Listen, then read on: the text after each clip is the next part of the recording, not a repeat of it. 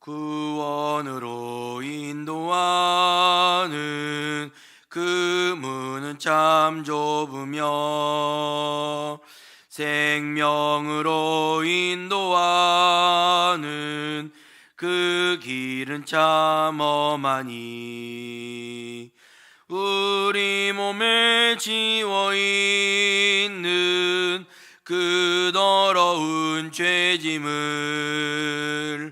하나 없이 벗어놓고 힘써서 들어갑시다. 구원으로 인도하는 그 좁은 문 들어가 영생으로 인도하는 그 생명길 갑시다. 이 세상에 많은 사람 큰 문으로 들어가 넓은 길로 갈지라도 멸망으로 끝나니 세상 헛된 부귀영화 모두 내어버리고 주의 말씀 순종하여 그 생명길로 갑시다. 구원으로 인도하는 그 좁은 문 들어가 영생으로 인도하는 그 생명길 갑시다. 구원의 문 열렸으니 주의 공로 힘입어 주저 말고 들어가서 생명길로 갑시다. 구원의 문 닫힌 후엔 들어가고 싶으나 한 번 닫힌 구원의 문 또 열려지지 않으리. 구원으로 인도하는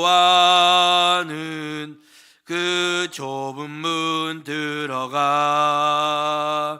영생으로 인도하는 그 생명길 갑시다. 아멘. 하나님의 말씀 마태복음 7장 신약성경 마태복음 7장 13절부터 20절까지 말씀입니다. 마태복음 7장 13절부터 20절까지 말씀.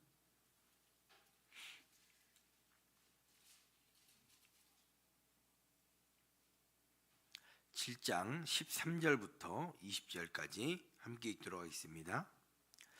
좁은 문으로 들어가라. 멸망으로 인도하는 문은 크고 그 길이 넓어 그리로 들어가는 자가 많고 생명으로 인도하는 문은 좁고 길이 협착하여 찾는 자가 적음이라. 거짓 선지자들은 삼가라. 양의 옷을 입고 너희에게 나아오나 속에는 노략질하는 일이라. 그들의 열매로 그들을 알지니 가시나무에서 포도를 또는 엉겅퀴에서 무화과를 따겠느냐. 이와 같이 좋은 나무마다 아름다운 열매를 맺고 못된 나무가 나쁜 열매를 맺나니 좋은 나무가 나쁜 열매를 맺을 수 없고 못된 나무가 아름다운 열매를 맺을 수 없느니라. 아름다운 열매를 맺지 아니하는 나무마다 찍혀 불에 던져지느니라. 이러므로 그들의 열매로 그들을 알리라. 아멘.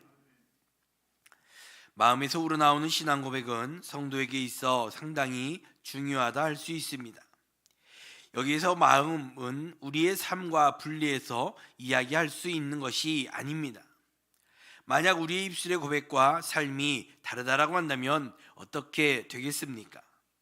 사랑의 실천이 없이 종교적 행위만 있다라고 한다면 그것은 울리는 꽹과리에 불과할 뿐일 것입니다. 또한 그 신앙 고백이 타인을 비판하는 수단이 되고 있다면 그것을 신앙이라 할 수 없을 것입니다. 그렇다면 우리의 입술에서 나오는 신앙 고백은 어떠한 고백이 되어야 하고 또한 어떠한 삶이 되어야 할 것인가, 오늘 말씀 가운데 깨닫기 원합니다. 먼저 함께 읽은 13절 말씀 다시 한번 보시면, 좁은 문으로 들어가라, 멸망으로 인도하는 문은 크고 그 길이 넓어 그리로 들어가는 자가 많고 라고 말씀하고 있습니다. 마태복음 5장에서부터 이어져 온 산상수훈의 내용은 하늘에 속한 지자들이 가져야 하는 새로운 신앙 윤리들에 대한 내용들이라 할 수 있습니다. 예수님의 산상수훈의 그 내용들은 당시 유대인이나 이방인의 삶과는 전혀 다른 삶의 방식이었음을 우리는 알고 있습니다. 특별히 5장에서 우리가 잘 알고 있듯이 가난한 자가 복이 있다, 애통하는 자가 복이 있다라는 이러한 가르침들은 당시의 상식으로 이해할 수 없는 가르침이었다라는 것입니다. 예수님께서 산상수훈을 통해 이렇게 새로운 신앙 윤리들을 가르쳐 주시는 이유는 예수님을 통해 나타나게 될 새 시대와 새 나라의 백성이 어떠한 삶을 살아가야 할 것인가에 대해서 말씀해 주는 것이었습니다.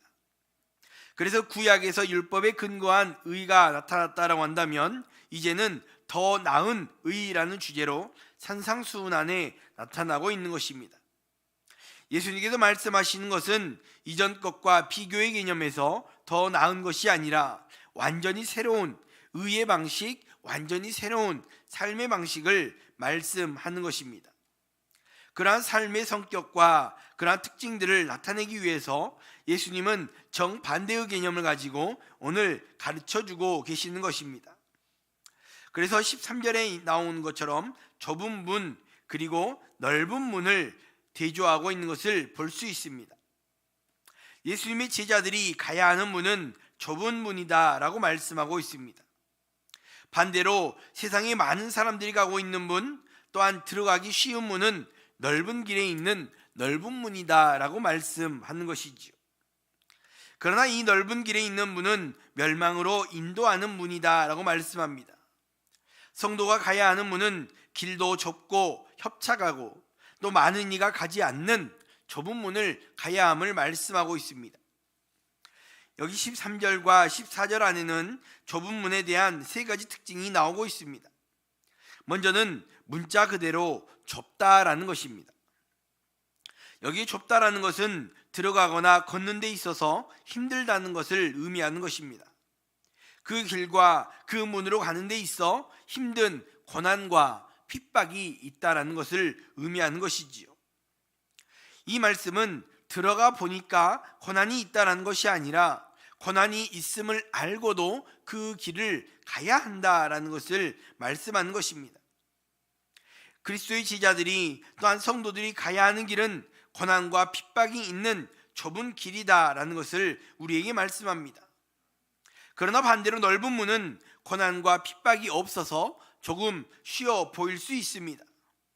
그러나 그 문은 예수님과 무관한 멸망의 길임을 우리는 기억해야 하는 것입니다. 두 번째 특징은 좁은 문에는 생명을 보장한다라는 것입니다. 생명으로 인도하는 문이기에 그 좁은 길을 끝까지 가면 그 길 끝에서는 영생을 맛볼 수 있게 되는 것입니다. 그렇기에 좁은 길을 가며 경험하는 환난과 핍박, 고난이 있다 할지라도 그 생명을 빼앗길 수는 없는 것이지요. 그 길은 생명의 길이기에 그 문을 들어가는 순간 그 생명은 보장이 되는 것입니다.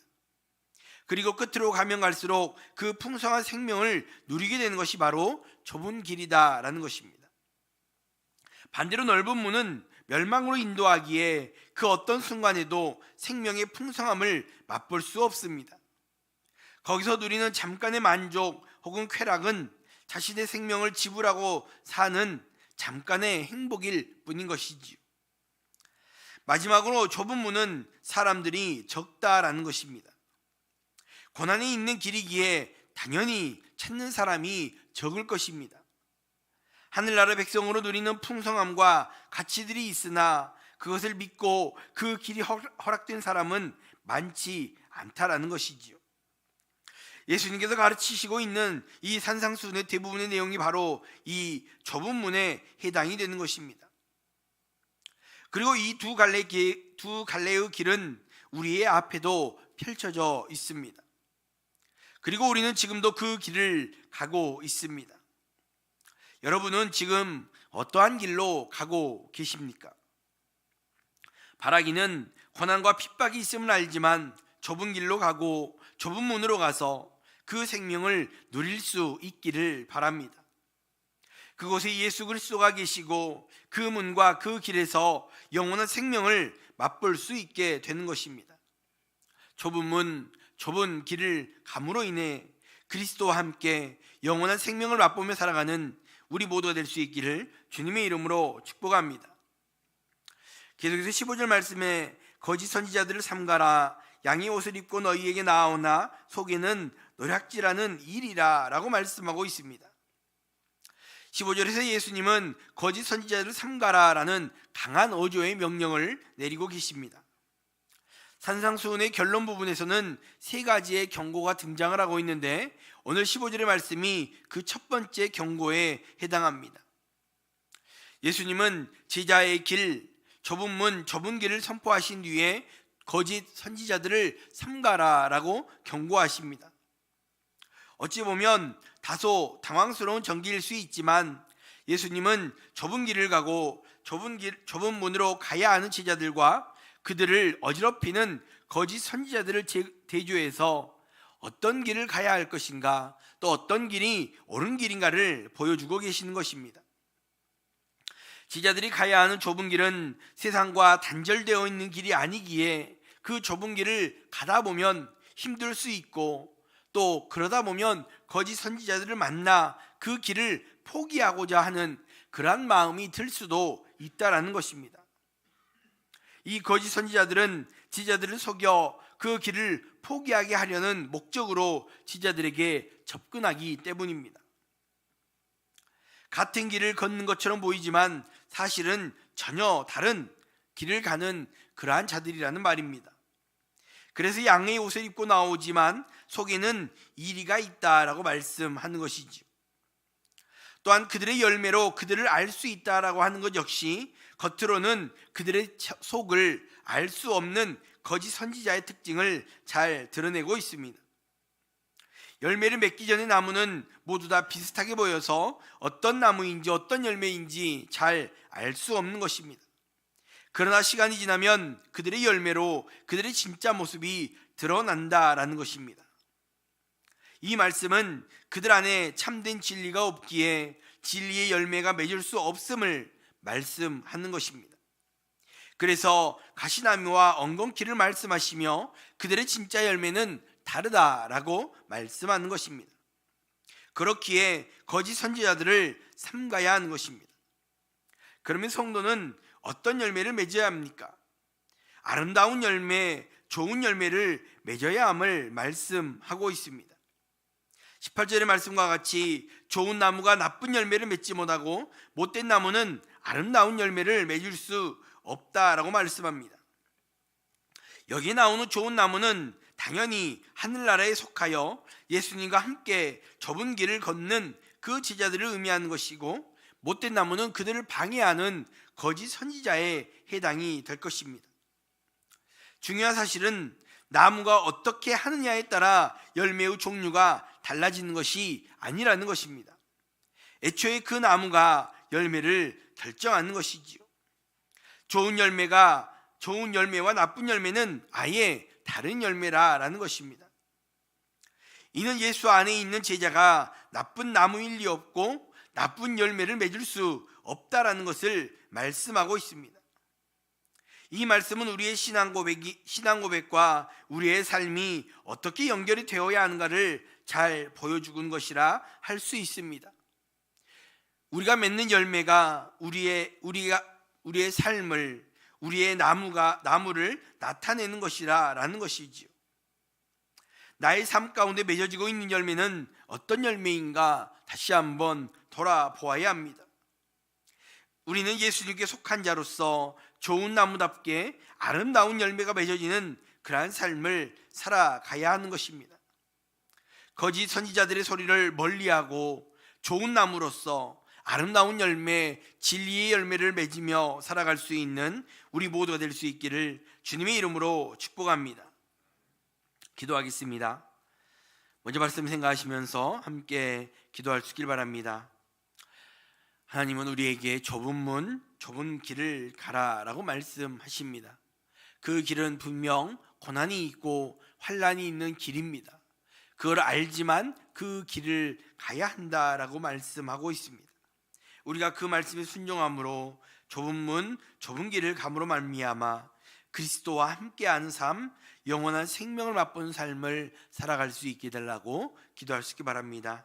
또 그 길을 갈 때 거짓 선지자들이 우리를 유혹하고 우리를 포기하게 만드는 그러한 일들이 있을 수 있지만 그러한 소리들을 멀리하고 내가 좋은 나무임을 기억하고 아름다운 열매, 좋은 열매를 맺기에 힘쓸 수 있는 그러한 우리 모두 될 수 있게 되라고 기도할 수 있기 바랍니다.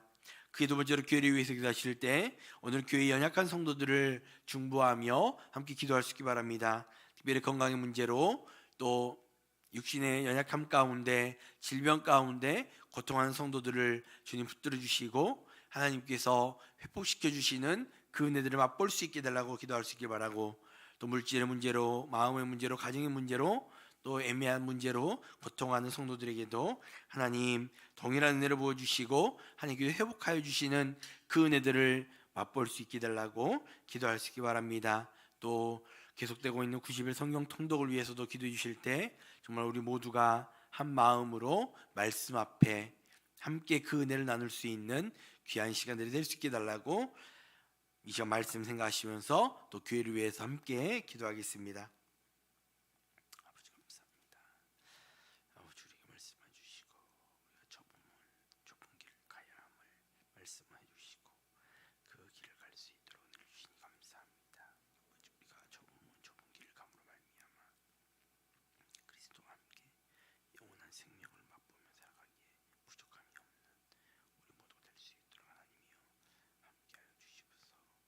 특별히 하나님 거짓 선지자들의 소리를 멀리하게 하시고 내가 좋은 나무임을 깨닫고 아버지 좋은 열매를 맺기에 힘쓰며 살아갈 수 있는 그렇게 아름다운 열매를 맺으며 살아가는 우리 모두가 될 수 있도록 하나님이여 역사하여 주시옵소서.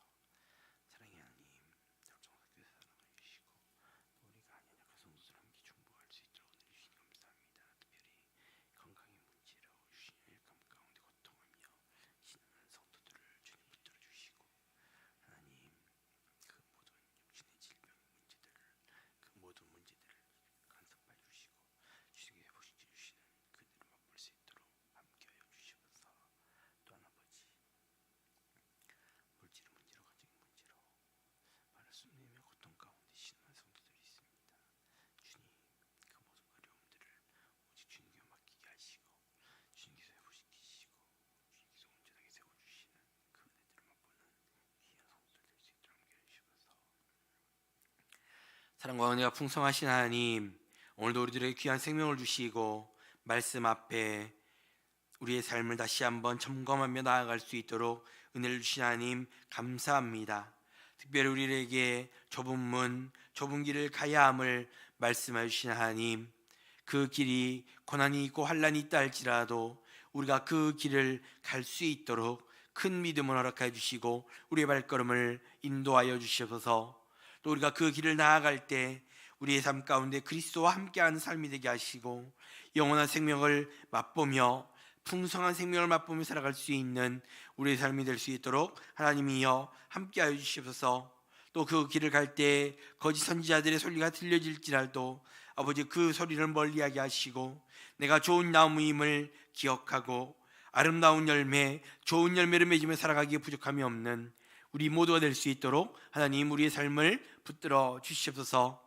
사랑의 하나님, 또 우리 동학교회 가운데 연약한 성도들을 중보하며 기도할 수 있도록 은혜를 주시니 감사합니다. 특별히 육신의 질병 가운데 또 육신의 연약함 가운데 고통하며 신음한 성도들을 주님 붙들어 주시고 사람이 어찌할 수 없는 그 육신의 연약함, 육신의 문제들을 오직 하나님께서 맡기게 하시고 하나님께서 회복하여 주시는 그 은혜들을 맛볼 수 있도록 하나님이여 함께하여 주시옵소서. 또 물질의 문제로, 가정의 문제로, 마음의 문제로, 또 애매한 고통 가운데 신음하는 성도들을 주님 붙들어 주실 때 하나님 정말 그 모든 문제들을 오직 주님께 맡기게 하시고 주님께서 회복시켜 주시고 주님께서 세워주시는 그 은혜들을 맛보며 하나님을 간증할 수 있는 귀한 성도들이 다 될 수 있도록 하나님이 역사하여 주시옵소서. 하나님 또 계속되고 있는 90일 성령 통독 가운데 하나님 함께 해주시고 아버지 이제 초반이지만 정말 우리가 말씀 앞에 우리의 삶을 다시 한번 바르게 세워가게 하시고 그 말씀을 들을 때마다 읽을 때마다 우리의 마음 가운데 하나님의 말씀이 새겨질 수 있는 귀한 시간들이 될 수 있도록 함께하여 주시옵소서. 특별히 슬픔을 당한 간영을 주님 축복하여 주시고 주님께 붙들어 주시고 그 모든 장례의 시간들 가운데 하나님의 은혜가 영광이 나타날 수 있는 귀한 시간들이 될 수 있도록 하나님이여 함께하여 주시옵소서. 오늘도 하나님 앞에 나와 기도하는 성도들이 있습니다. 아버지 간절한 그 기도의 제목들 하나하나 기억하여 주시고 가장 좋은 곳으로 응답하여 주시는 그 은혜를 경험하는 복된 날이 될 수 있도록 함께하여 주시고 나오며 걸어가신 예수님의 이름으로 기도합니다. 아멘. 계속해서 기도할 수 있길 바랍니다.